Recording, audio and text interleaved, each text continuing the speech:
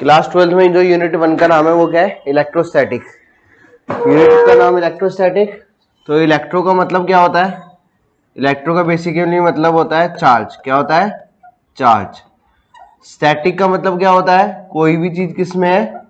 Rest में है, at rest. तो इलेक्ट्रोस्टैटिक मतलब इसमें हम क्या पढ़ेंगे? जो चार्जेस होंगे हमारे किस में होंगे?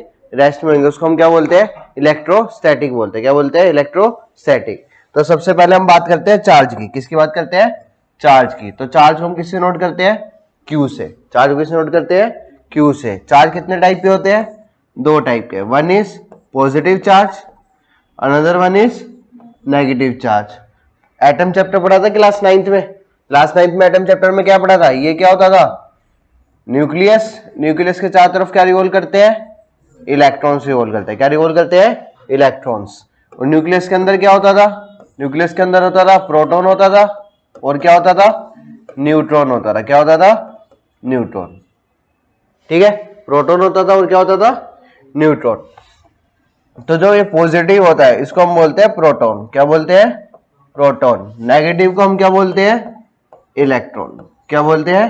Electron. Basically charges are of two types, one is positive और अदर वन इज नेगेटिव।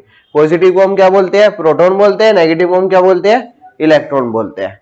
अब प्रोटॉन और इलेक्ट्रॉन पे चार्ज होता कितना है? तो चार्ज कितना होता है? 1.6 इंटू में 10 की पावर माइनस 19 कूलम। इलेक्ट्रॉन पे भी 1.6 इंटू में 10 की पावर माइनस 19 कूलम। मतलब क्या हुआ कि जो चार्ज का मैग्नीट्यूड है, चार्ज का मैग्नीट्यूड है, दोनों में क्या है? सेम है। देखो यहाँ पे भी कितना है? 1.6 इंटू 10 की पावर माइनस 19। यहाँ पे भी कितना है? 1.6 इंटू 10 की पावर माइनस 19। तो बस ये इलेक्ट्रॉन है तो इसलिए आगे बाहर साइन किसका लग जाएगा? माइनस का। ये प्रोटॉन है तो बाहर किसका साइन लग जाएगा? प्लस का। किसका लग जाएगा? तो चार्ज समझ आ गए? चार्ज कितने टाइप के होते हैं? दो। One is positive, another one is negative. Positive क्या होते हैं? प्रोटॉन। नेगेटिव क्या होते हैं? इलेक्ट्रॉन होते हैं। ठीक है, अब इन पे किसकी बात करते हैं? इनके मासेस की। किसकी बात करते हैं? मासेस की। अगर मैं मास की बात करूं तो जो इलेक्ट्रॉन पे मास होता है वो कितना होता है?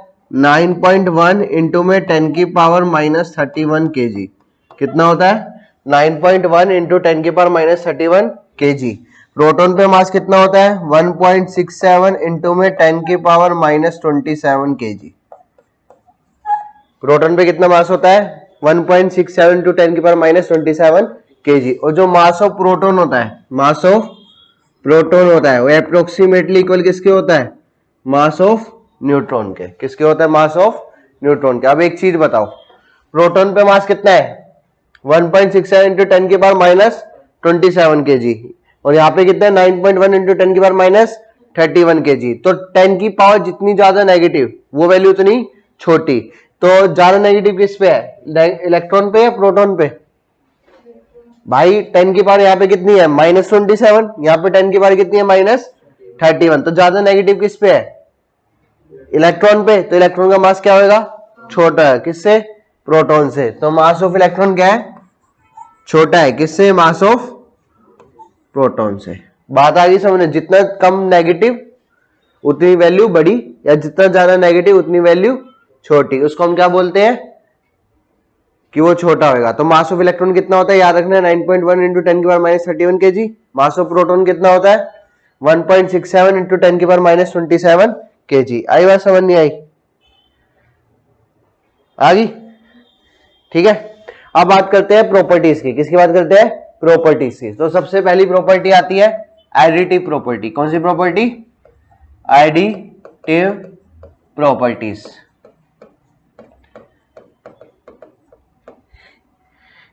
एडिटिव प्रॉपर्टी क्या होती है? ये कोई सरफेस है, इसमें 2 कूलम चार्ज है, इसमें 3 कूलम चार्ज है, माइनस का 8 कूलम चार्ज है, प्लस का 6 कूलम चार्ज है, और माइनस का 3 कूलम चार्ज है। तो एडिटिव प्रॉपर्टी क्या बोलती है कि जो एडिशन होगा हमारा एल्जेब्रिकली एडिशन होगा। कैसे होगा? जैसे सिंपल मैथ की कैलकुलेशन करते हैं ना, वैसी एडिशन करना है। तो पहले प्लस प्लस वाले ऐड कर लो। तो 6 और 3 कितना हो गया? 9, 9 और 2 11, 11 में से 11 गए 0। तो नेट चार्ज कितना आ जाएगा बॉडी पे? 0 कूलम। कितना आ गया? 0 कूलम। मतलब उस बॉडी पे कोई भी चार्ज नहीं है। वो बॉडी कैसी है? न्यूट्रल है। बॉडी कैसी है? न्यूट्रल। तो यहीं से एक चीज का पता लगा। तो न्यूट्रल को क्या बोलते हैं हम? एक क्या होती है न्यूट्रल बॉडी, क्या होती है, तो न्यूट्रल बॉडी का मतलब क्या होता है, the body having no charge, ये बात ठीक है, या the body having equal number of positive charge and equal number of negative charge, कौन सी बात ठीक है, फर्स्ट वाली सेकंड वाली, सेकंड वाली। यहां देखो ना चार्ज तो था बट लेकिन जितना पॉजिटिव था उतना ही क्या था, नेगेटिव था, तो हम क्या बोलेंगे, नंबर ऑफ पॉजिटिव चार्ज या क्वांटिटी ऑफ पॉजिटिव चार्ज किसके इक्वल हो जाएगी, नेगेटिव चार्ज के, किसके इक्वल हो जाएगी, दोनों की क्वांटिटी क्या होगी, सेम होगी, दोनों क्वांटिटी क्या होगी, सेम। अगर +5 कूलम है तो क्या होगा, -5 कूलम होगा, क्या होगा, -5 कूलम, तो टोटल नेट चार्ज कितना हो जाएगा बॉडी पे, 0 हो जाएगा, उसी को हम क्या बोलते हैं, न्यूट्रल बॉडी, क्या बोलते हैं, neutral body. Additive of charge समझ आ गया, एडिटिव ऑफ चार्ज का मतलब क्या होता है, सिंपली आपको क्या करना है, एल्जेब्रिकली एडिशन करना है, क्या करना है, एल्जेब्रिकली एडिशन, बात समझ आ गई। नेक्स्ट देखो, next property, charge is conserved, charge is conserved, charge is conserved का मतलब क्या होता है, ये लेट्स सपोज करो ये ए बॉडी थी, ये क्या थी, बी बॉडी थी, ये ए बॉडी थी, ये क्या थी, बी बॉडी, ए पे 3 कूलम चार्ज था, बी पे 5 कूलम चार्ज था, ये दोनों आपस में मिल गए, ये दोनों आपस में मिल गए, ए पे चार्ज हो गया 8 कूलम, बी पे चार्ज बताओ, तो चार्ज इज कंजर्व्ड का मतलब क्या है, charges can neither be created not be destroyed but transfer from one body to another, मतलब जो चार्ज का सम रहेगा वो ऑलवेज क्या रहेगा, कांस्टेंट, क्या रहेगा, कांस्टेंट। तो यहाँ पे कितना चार्ज है, 3 कूलम, ये कितना है 5 कूलम, तो टोटल चार्ज कितना हो गया 8 कूलम, तो अभी भी टोटल चार्ज कितना रहेगा 8 कूलम, तो इस पे कितना हो गया 8 कूलम, यहाँ पे इस पे कितना मान लिया मैंने x निकालने के लिए, तो 8 + x = में 8, तो x की वैल्यू कितनी आ गई 0, x की वैल्यू कितनी आ गई 0, प्लस का है ना भाई, उधर जाके माइनस का होता है, x की वैल्यू कितनी आ गई 0, मतलब बी बॉडी पे जो चार्ज होगा वो कितना होएगा 0 होएगा, कितना होएगा 0, तो चार्ज इज कंजर्व्ड का मतलब समझ आ गया, चार्ज इज कंजर्व्ड का मतलब क्या है, ये चार्ज हमेशा बॉडी पे क्या रहेगा, कंजर्व्ड रहेगा, क्या रहेगा, कंजर्व्ड। नेक्स्ट पेपर में पूछी जा सकती है तुम्हारे, next is quantization of charge, क्या, quantization of charge, quantization of charge का मतलब क्या होता है, क्वांटाइजेशन ऑफ चार्ज बोलता है, इधर देखो ये एक बकेट है, ये क्या है, बकेट है, अभी बकेट में एक इलेक्ट्रॉन है, कितने इलेक्ट्रॉन है, एक, तो बकेट में चार्ज कितना हो गया, Q = में E, अगर 2 इलेक्ट्रॉन होते तो 2E, 3 होते तो 3, 4 होते तो 4E, अब मुझे नहीं पता कितने हैं तो मैंने कितने मान लिए N, तो Q किसके इक्वल आ गया, Ne के, Q किसके इक्वल आ गया, Ne के, Q किसके इक्वल आ गया, Ne के।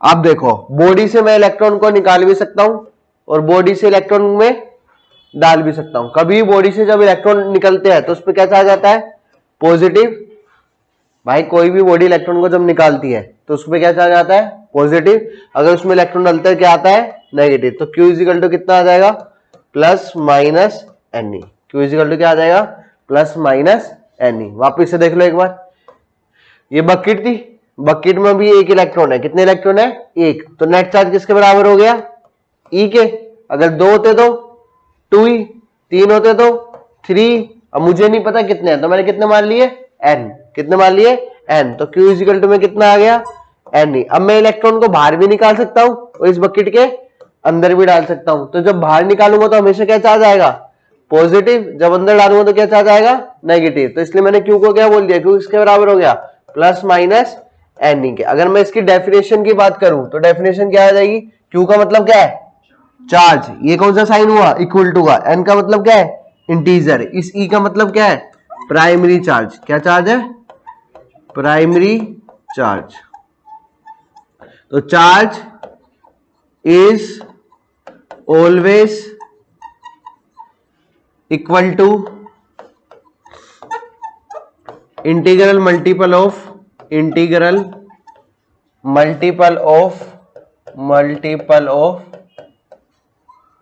Electron, charge is always integral multiple of electron, इसे हम क्या बोल सकते हैं, क्वांटाइजेशन ऑफ चार्ज। फॉर्मूला क्या होता है, Q = में +-Ne, Q = +-Ne, उसी को प्लस को, और N क्या हो गया, इंटीजर हो गया, E को क्या बोलते हैं हम, प्राइमरी चार्ज, E को क्या बोलते हैं, प्राइमरी चार्ज। एक तो पेपर में ये आ सकता है क्वांटाइजेशन चार्ज, और क्या बोल सकता है, डिफाइन कूलम्ब्स लॉ। कौन सा लॉ, कूलम्ब्स लॉ। तो इधर समझो, कूलम्ब्स लॉ क्या कहता है, दो चार्ज है, क्या है, दो चार्ज, एक चार्ज क्या है Q1 और एक चार्ज क्या है Q2, इनके बीच का जो सेपरेशन है वो कितना है, R डिस्टेंस का सेपरेशन है। कितना सेपरेशन है, R डिस्टेंस का। तो जो फोर्स होगा इन दोनों के बीच में वो डायरेक्टली प्रोपोर्शनल होगा प्रोडक्ट ऑफ चार्जेस के, डायरेक्टली किसका होगा, product of, this is first equation, and inversely proportional होगा square of distance between them के, this is second equation, this is second equation. दोनों इक्वेशन क्या कर देता हूं, कंबाइन कर देता हूं, तो एफ डायरेक्टली इक्वेशन किसके आ जाएगा, Q1 Q2 अपॉन में R स्क्वायर। कभी भी डायरेक्टली इक्वेशन का साइन हटता है तो वहां पे क्या लगता है, कांस्टेंट। क्या लगता है, कांस्टेंट। तो यहाँ पे जो कांस्टेंट लगता है वो क्या लगता है, K। F इक्वल टू क्या हो जाएगा, K Q1 Q2 अपॉन में R स्क्वायर। बट ये फॉर्मूला किसके लिए वैलिड है, एयर और वैक्यूम के लिए। ये फॉर्मूला किसके लिए वैलिड है, एयर और वैक्यूम के लिए, एयर और वैक्यूम के लिए। ठीक है, के क्या होता है, कौन सा लॉ होता है ये, कूलम्ब्स लॉ। कौन सा लॉ होता है, कूलम्ब्स लॉ। तो इसी के को हम क्या बोलते हैं, कूलम्ब्स कांस्टेंट। क्या बोलते हैं, कूलम्ब्स कांस्टेंट। ठीक है, अब यहीं से डेफिनेशन बनानी है फॉर्मूले से। देखो तो क्या बोलोगे, force is always directly proportional to the product of charges and inversely proportional to the square of distance between them is known as Coulomb's law. इसको क्या बोलेंगे, कूलम्ब्स लॉ। या क्या बोल सकते हो, force between two charges is always an equal to product of charges and inversely proportional to the square of distance between them is known as Coulomb's law. तो F का फॉर्मूला क्या आ गया, K Q1 Q2 अपॉन में R square. अब K की value कितनी होती है, यहाँ पे K की वैल्यू होती है 1 अपॉन में 4 पाई एप्सिलॉन नोट। इसको क्या बोलते हैं, एप्सिलॉन। क्या बोलते हैं, एप्सिलॉन। ठीक है, तो इस नोट लगा दिया तो ये हो गया एप्सिलॉन नोट। क्या हो गया, एप्सिलॉन नोट। तो K इज इक्वल टू कितना है, 1 अपॉन में 4 पाई एप्सिलॉन नोट। K की वैल्यू निकालनी हो, K की जो वैल्यू होती है वो होती है 9 इंटू में 10 की पावर 9। कितनी होती है, 9 इंटू में 10 की पावर 9। बट अब यूनिट चाहिए, तो ये फॉर्मूला क्या है, F इज इक्वल टू का K Q1 Q2 अपॉन में R स्क्वायर। तो K का फॉर्मूला क्या हो जाएगा, F इंटू में R स्क्वायर अपॉन में Q1 इंटू में Q2। फोर्स की यूनिट क्या होती है, न्यूटन। डिस्टेंस की यूनिट क्या होती है, मीटर, तो मीटर स्क्वायर। चार्ज की यूनिट क्या होती है, कूलम, तो coulomb into coulomb, coulomb square. तो K की यूनिट क्या आ गई, न्यूटन मीटर स्क्वायर पर कूलम स्क्वायर। ठीक है, तो K क्या होता है, 9 इंटू में 10 की पावर 9। यूनिट क्या होती है, न्यूटन मीटर स्क्वायर पर कूलम स्क्वायर। बट ये फॉर्मूला किसके लिए वैलिड है, एरिया और वैक्यूम के लिए। तो K को क्या बोलते हैं, कूलम कांस्टेंट। क्या बोलते हैं, कूलम कांस्टेंट। और एप्सिलॉन नोट को क्या बोलते हैं, एप्सिलॉन नोट को बोलते हैं permittivity of free space, permittivity of free space. इसकी वैल्यू याद होनी चाहिए, कितनी होती है, 8.85 इंटू में 10 की पावर -12। अब देखो 4 पाई क्या है, कांस्टेंट है, तो जो K की यूनिट होगी और जो एप्सिलॉन की यूनिट होगी वो एक दूसरे क्या होगी, उल्टी होगी, एक दूसरे क्या होगी, रेसिप्रोकल होगी। तो K की यूनिट क्या थी, न्यूटन मीटर स्क्वायर अपॉन में कूलम स्क्वायर। तो एप्सिलॉन नॉट की यूनिट क्या हो जाएगी, कूलम स्क्वायर अपॉन में न्यूटन मीटर स्क्वायर। आगे बात समझ में, कूलम स्क्वायर अपॉन में न्यूटन मीटर स्क्वायर। ये किसकी वैल्यू होगी, एप्सिलॉन नॉट की। किसकी होगी, एप्सिलॉन नॉट को क्या बोलते हैं, permittivity of free space. Definition लिख लोगे, force between two charges is always directly proportional to the product of charges and inversely proportional to the square of distance between them is known as Coulomb's law। आगे देखो, but ये भी formula किसके लिए था, air और vacuum के लिए। अगर कोई मीडियम हो गया, क्या हो गया, कोई मीडियम, मतलब मैंने ये दोनों चार्जेस को उठा के पानी में डाल दिया। किसमें डाल दिया, पानी में डाल दिया। अब कितना डिस्टेंस है इनके बीच में, r। डिस्टेंस तो चेंज नहीं होएगा, डिस्टेंस चेंज होएगा नहीं, तो फोर्स इज इक्वल टू है, तो Fm लिख लूं, फोर्स इन एनी मीडियम। पिछले वाला क्या था, फोर्स था, वो किसके लिए वैलिड था, एयर और वैक्यूम के लिए। अब मैंने क्या कर दिया, मीडियम चेंज कर दिया। मीडियम क्या हो गया, कुछ भी हो सकता है। अब ये मीडियम में रखा हुआ है, ये लेट्स सपोज कर लो वाटर में रख दिया, तो डिस्टेंस क्या रहेगा, सेम रहेगा। तो एफ एम इजिकल टू कितना हो जाएगा, 1 अपॉन में 4 पाई Q1 Q2 अपॉन में R स्क्वायर। बस एप्सिलॉन नोट की जगह क्या आ जाएगा, एप्सिलॉन आ जाएगा। क्या आ जाएगा, एप्सिलॉन। एप्सिलॉन को क्या बोलते हैं, epsilon is known as permittivity of any medium. Epsilon को क्या बोलते हैं, परमिटिविटी ऑफ एनी मीडियम। समझ आ गया।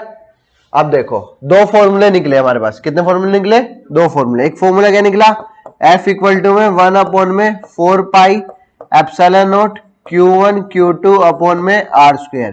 ये फॉर्मूला किसके लिए वैलिड था, एयर और वैक्यूम के लिए। ये कौन सा फॉर्मूला हो गया, फर्स्ट।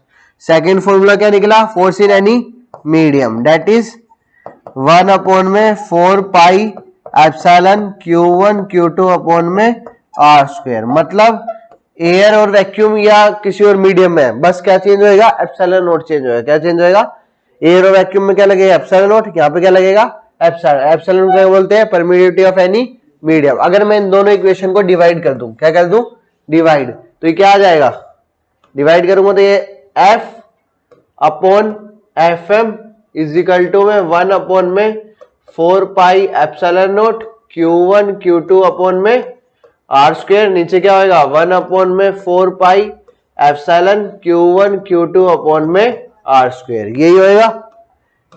1 अपॉन 4 पाई से 1 upon 4 pi cancel out, Q1 Q2 upon R square से Q1 Q2 upon R square से Q1 Q2 upon R square cancel out. यहाँ पे क्या बचेगा, 1 अपॉन में एप्सिलॉन नोट, नीचे क्या बचेगा, 1 अपॉन में एप्सिलॉन। तो एप्सिलॉन कहां चला जाएगा, ऊपर, एप्सिलॉन नोट कहां जाएगा, नीचे। तो F इजिकल टू क्या हो जाएगा, F अपॉन एफ एम किसके बराबर हो जाएगा, एप्सिलॉन अपॉन में एप्सिलॉन नोट।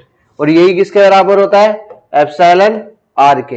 एप्सिलॉन आर क्या बोलते हैं, what is epsilon R, epsilon R is relative permittivity, relative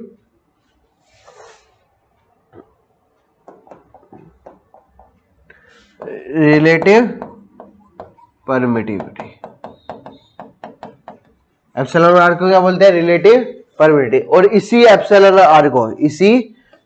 are को हम क्या बोलते हैं, capital K, that is known as dielectric constant. Dielectric constant. अब पेपर में अगर बाई चांस न्यूमेरिकल आता है तो न्यूमेरिकल कैसे आ सकता है, एप्सिलॉन दे देगा आपसे, डाई इलेक्ट्रिक कांस्टेंट की वैल्यू पूछ लेगा, क्योंकि एप्सिलॉन नोट तो आपको पता है। एप्सिलॉन दे देगा, एफएम दे देगा, एफ पूछ लेगा, या एफ दे देगा, एप्सिलॉन दे देगा और एफएम पूछ लेगा। मतलब कोई भी दो, इनके लिए कोई भी एक वैल्यू देगा, क्योंकि तुम्हारे को एप्सिलॉन नोट तो पता ही है कितनी होती है, 8.85 इंटू 10 की पावर -12। अब ये जितने भी मैंने फॉर्मूले पढ़े हैं, ये सारे फॉर्मूले किस फॉर्म में थे, स्केलर फॉर्म में। किस फॉर्म में थे, बट मुझे अब फॉर्मूला किस फॉर्म में चाहिए, वेक्टर फॉर्म में। किस में चाहिए, वेक्टर फॉर्म में। तो किसी भी क्वांटिटी को, क्या, किसी भी क्वांटिटी को मेरे को किस में चेंज करना है, स्केलर से वेक्टर में चेंज करना है। किस में चेंज करना है, स्केलर से वेक्टर में। तो मैं किस चीज से मल्टीप्लाई करूंगा, मैं मल्टीप्लाई करता हूं यूनिट वेक्टर से। किससे मल्टीप्लाई करता हूं, यूनिट वेक्टर से। यूनिट वेक्टर क्या होता है, जैसे यहाँ पे डिस्टेंस है, डिस्टेंस का यूनिट वेक्टर क्या हो जाएगा, आर कैप। क्या हो जाएगा, आर कैप किसके बराबर होएगा, आर वेक्टर अपॉन में magnitude of R vector. R cap किसके बराबर होएगा, आर वेक्टर अपॉन में मैग्नीट्यूड ऑफ आर वेक्टर। जैसे एग्जांपल लेता हूं, तो आर वेक्टर दे रखा है 2i cap plus 3j cap plus 4k cap. R vector क्या दे रखा है, 2i cap plus 3j cap plus 4k cap. तो मैग्नीट्यूड ऑफ आर वेक्टर कितना हो जाएगा, तो मैग्नीट्यूड ऑफ आर वेक्टर कितना होता है, अंडर रूट आई के साथ है जो उसका स्क्वायर, प्लस जो जे के साथ है उसका स्क्वायर, प्लस जो के के साथ है उसका स्क्वायर। तो मैग्नीट्यूड ऑफ आर वेक्टर कितना हो जाएगा, 4 + 9 + 16। तो ये कितना हो गया, 29। बात समझ आई। आई क्या होता है यहाँ पे, आई किसका यूनिट वेक्टर होता है, एक्स एक्सिस, जे वाई एक्सिस, के जेड एक्सिस। के किसका होता है, जेड एक्सिस। अब मेरे पास जो फॉर्मूला था, फॉर्मूला क्या था, एफ इक्वल टू में के Q1 Q2 अपॉन में R स्क्वायर। इसको मेरे को किस में चेंज करना था? वेक्टर में। किस चेंज करना था? वेक्टर में। तो मैं किससे मल्टीप्लाई कर दूंगा? यूनिट वेक्टर से। किससे मल्टीप्लाई कर दूंगा? यूनिट वेक्टर से। तो फॉर्मूला क्या हो जाएगा? एफ वेक्टर इक्वल टू में के Q1 Q2 अपॉन में R स्क्वायर का मैग्नीट्यूड इनटू में R कैप। तो ये फॉर्मूला क्या हो जाएगा? F vector is equal to में के Q1 Q2 अपॉन में R क्यूब का मैग्नीट्यूड इनटू में R वेक्टर। ठीक है। अगर मैं निकाल रहा हूं force on one due to two, F12 का मतलब क्या होता है? इधर देखो, समझो अच्छे से। F12 का मतलब क्या होता है? F12 का मतलब होता है force on one due to two. वैसे मैं मान लो मैं वन हूं, वो क्या है? टू है। तो force on one due to two. फोर्स कौन लगा रहा है मेरे पे? वो लगा रहा है। तो वहां से लेकर यहां तक का डिस्टेंस, मतलब डिस्टेंस कहां से लेकर? टू से लेकर वन तक का। तो यहां फॉर्मूले में क्या आया है? F12 किसके बराबर होएगा? के Q1 Q2 अपॉन में R21 का क्यूब इंटू में R21 का वेक्टर। ये समझ आ गया उल्टा क्यों आया? Force on one due to two, तो डिस्टेंस कहां से कहां का लेंगे? टू से लेकर वन तक का। तो ये क्या हो गया? हमारा फॉर्मूला हो गया। न्यूटन थर्ड लॉ पढ़ा था बचपन में। न्यूटन थर्ड लॉ क्या बोलता है? ये चार्ज क्या था? Q1। ये चार्ज क्या था? Q2। जितना फोर्स इस पे लग रहा है उतना फोर्स किस पे लग रहा है? इस पे। मतलब force on one due to two किसके इक्वल होएगा?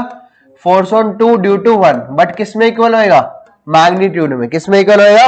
मैग्नीट्यूड में। यहाँ पे साइन किसका आता है? माइनस का। माइनस साइन क्या शो करता है? कि जो डायरेक्शन है वो क्या है? अपोजिट है। जो डायरेक्शन है वो क्या है? अपोजिट है। मतलब F12 किसके इक्वल हो गया? माइनस ऑफ F21 के। F12 किसके इक्वल हो गया?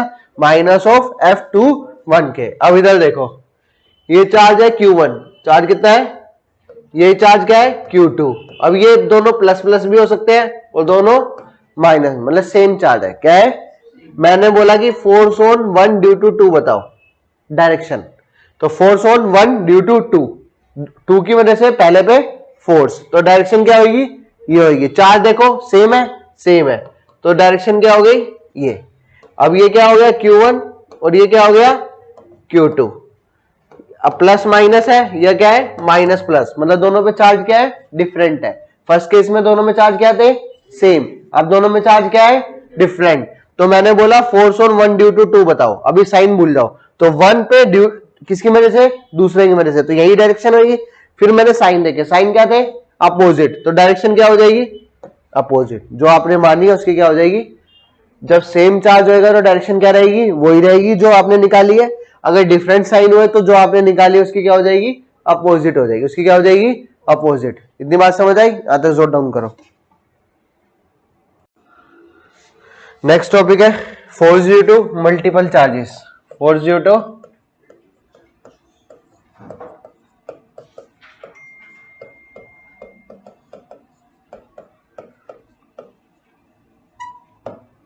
मतलब क्या? बहुत सारे चार्ज थे। एक क्या? Q1 Q2 Q3 Q4 Qn।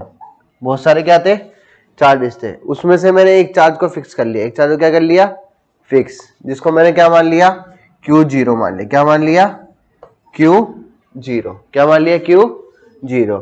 अब देखो, 0 से 1 की डिस्टेंस होगी, 0 से 2 की, 0 से 3 की, 0 से 4 की, 0 से 5 की, 0 से n की। तो इसका मतलब क्या हुआ? जैसे बहुत सारे चार्जेस है। क्या है? बहुत सारे चार्जेस है।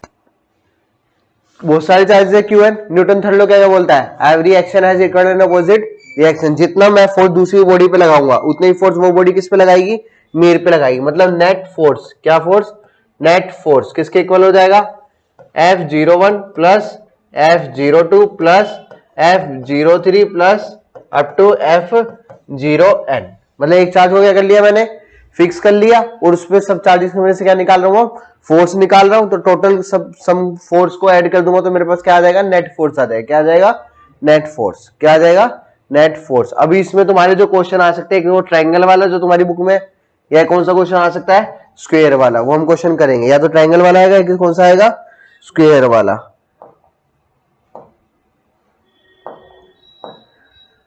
Next is electric field. Next topic क्या है? Electric field.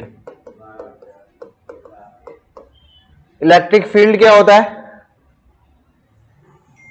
एक कैपिटल क्यू चार्ज है। क्या कौन सा चार्ज है?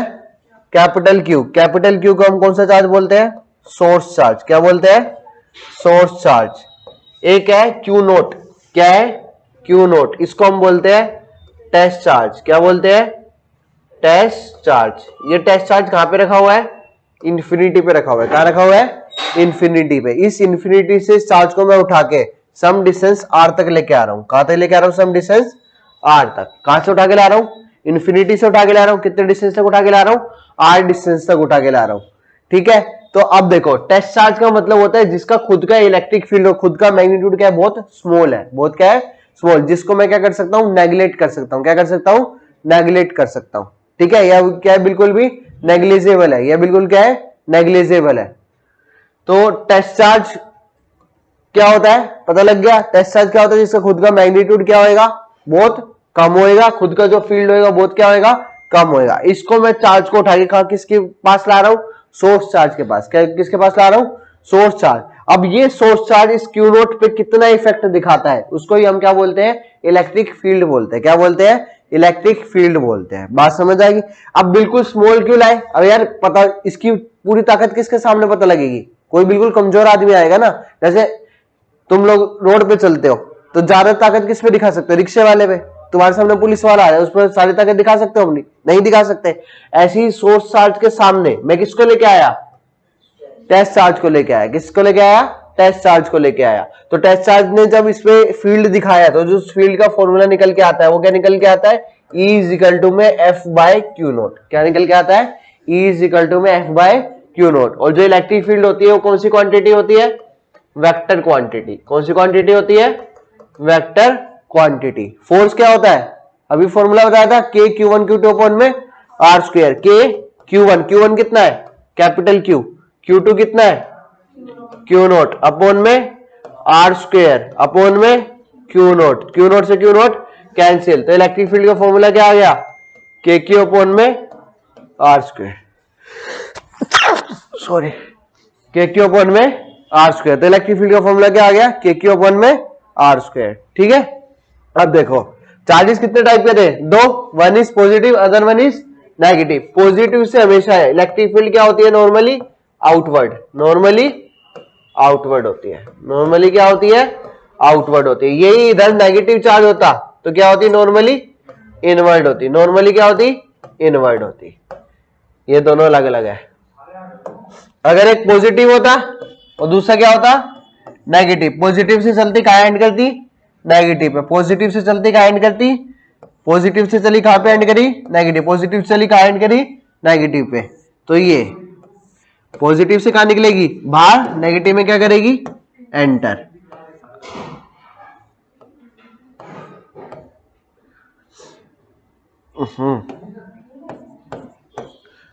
नेगेटिव में क्या करेगी? एंटर करेगी। नेगेटिव में क्या करेगी? एंटर। ये जैसे तुमने बार मैग्नेट देखा होगा छोटी क्लास में। बार मैग्नेट का होता है ऐसे ही ये होता है। ठीक है, अगर खाली पॉजिटिव पॉजिटिव होता, आप देख बहन जो आप डाउट पूछ रहे थे, ये पॉजिटिव पॉजिटिव है तो इलेक्ट्रिक फील्ड जाएगी पॉजिटिव के पास तो जाएगी नहीं। ये कहां चली जाएगी? ऊपर। ये भी कहां चली जाएगी? ऊपर। ये ऐसा।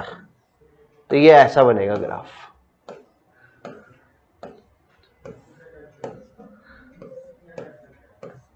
पॉजिटिव से हमेशा क्या होती है? आउटवर्ड। क्या होती है? आउटवर्ड। और ये नेगेटिव होता तो डायरेक्शन क्या हो जाती? सेम बनता डायग्राम। डायरेक्शन क्या हो जाती? अपोजिट हो जाती। डायरेक्शन क्या हो जाती? अपोजिट। बात आई समझे? अब देख जैसे वही पॉजिटिव नेगेटिव था तो वहां पे कर्व कैसे बना? ऐसे। पॉजिटिव के पास भी जाएगी, नेगेटिव के पास भी। जब पॉजिटिव पॉजिटिव है तो जो कर्व बन रहा है वो कैसे बन रहा है? ऐसे बन रहा है। क्या बन रहा है? ऐसे। क्योंकि ये वाली रे इसके पास नहीं जाएगी, इसकी रे भी यहाँ पे यहां से आगे इसके पास नहीं जाएगी। अब देखो प्रॉपर्टीज याद रखनी है। क्या याद रखनी है? प्रॉपर्टीज। पहली प्रॉपर्टी होती है electric field lines. Electric field lines can never intersect each other. Can never intersect each other. Electric field lines कभी भी एक दूसरे को कट नहीं करती है। एक दूसरे कट नहीं करती है। क्यों नहीं करती है? ये देखो, ये तो इलेक्ट्रिक फील्ड लाइंस थी, ये मैंने फिगर बनाया, कोई लाइन देखा एक दूसरे को कट कर रही हो? नहीं कट कर रही। क्यों?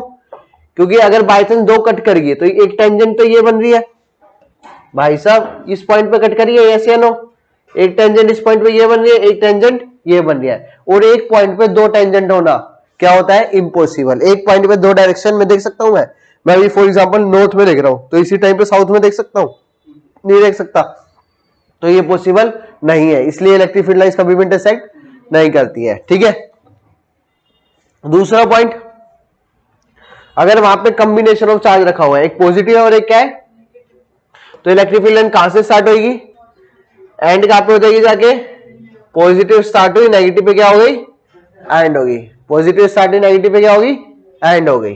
थर्ड, खाली सिंगल चार्ज होता तो पॉजिटिव से जाके कहां पे एंड होती, इंफिनिटी पे, कहां पे एंड होती, इंफिनिटी पे। अगर खाली नेगेटिव चार्ज होता तो आती कहां से, इंफिनिटी पे, एंड कहां पे होती, नेगेटिव पे आके, एंड कहां पे होती, नेगेटिव पे आके। ठीक है, अगर फील्ड बहुत ज्यादा स्ट्रॉन्गर है, फील्ड बहुत ज्यादा क्या है, स्ट्रॉन्गर है, मतलब क्या हुआ, वहां पे बहुत सारी क्या है, फील्ड लाइंस है, वहां पे बहुत सारी क्या है, फील्ड लाइंस है। ठीक है, बात समझ आई। और क्या बोल सकता हूं, एक 2 कूलम चार्ज है, एक 8 कूलम चार्ज है, तो किस पे ज्यादा फील्ड लाइंस निकलेगी, 8 कूलम पे, मतलब फील्ड लाइंस किस पे डिपेंड कर रही है, मैग्नीट्यूड ऑफ चार्ज पे। अब देखो यहां पे कोई ये चार्ज ऐसा मोशन कर रहा है, कर्व बना रहा है अपना एक, यहां पे और कोई चार्ज है ही नहीं, फ्री रीजन है ये पूरा, तो ये कहीं पे डिफ्लेक्ट होएगा, नहीं होएगा, तो ये अपना क्या करता रहेगा, कंटिन्यूअस कर्व बनाता रहेगा, कंटिन्यूअस कर्व बनाता रहेगा, मतलब इन चार्ज फ्री रीजन। ठीक है, तो वहां पे जो पार्टिकल होएगा, जो भी चार्ज होएगा प्रेजेंट, वो अपना कंटिन्यूअस क्या करता रहेगा, कर्व बनाता रहेगा, क्योंकि वो किसी भी चीज से डिफ्लेक्ट नहीं होएगा। बात आ गई समझ में। इलेक्ट्रिक फील्ड लाइंस की प्रॉपर्टी होती है, पहली electric field lines can never intersect each other, अगर पॉजिटिव से स्टार्ट होने कहां पे एंड करेगी, नेगेटिव पे, पॉजिटिव से खाली पॉजिटिव चार्ज रखा हुआ है तो कहां से आएगी, पॉजिटिव से स्टार्ट होगी बट एंड कहां पे होगी, इंफिनिटी पे, खाली नेगेटिव चार्ज रखा हुआ है तो इंफिनिटी से आएगी, एंड कहां पे होगी, नेगेटिव पे। और स्ट्रॉन्गर फील्ड का मतलब फील्ड लाइंस आपस में क्या है, एक दूसरे के पास है, और इलेक्ट्रिक फील्ड लाइन पॉजिटिव से स्टार्ट होती है, नेगेटिव पे क्या हो जाती है, खत्म, मतलब क्लोज लूप नहीं बना रही। ये देखो नेगेटिव से पॉजिटिव स्टार्ट हुई, नेगेटिव पे खत्म, ऐसा लूप नहीं बन रहा कोई, ऐसे यूं नहीं चल रही। जैसे बार मैग्नेट में क्या बनता है, लूप बनता है, बार मैग्नेट में क्या बनता है, लूप, यहाँ पे लूप नहीं बन रहा। और in charge free region electric field line can be taken as continuous curve. Next class में हम करेंगे फ्लक्स, क्या करेंगे, फ्लक्स। ये सारा रिवाइज कर लो।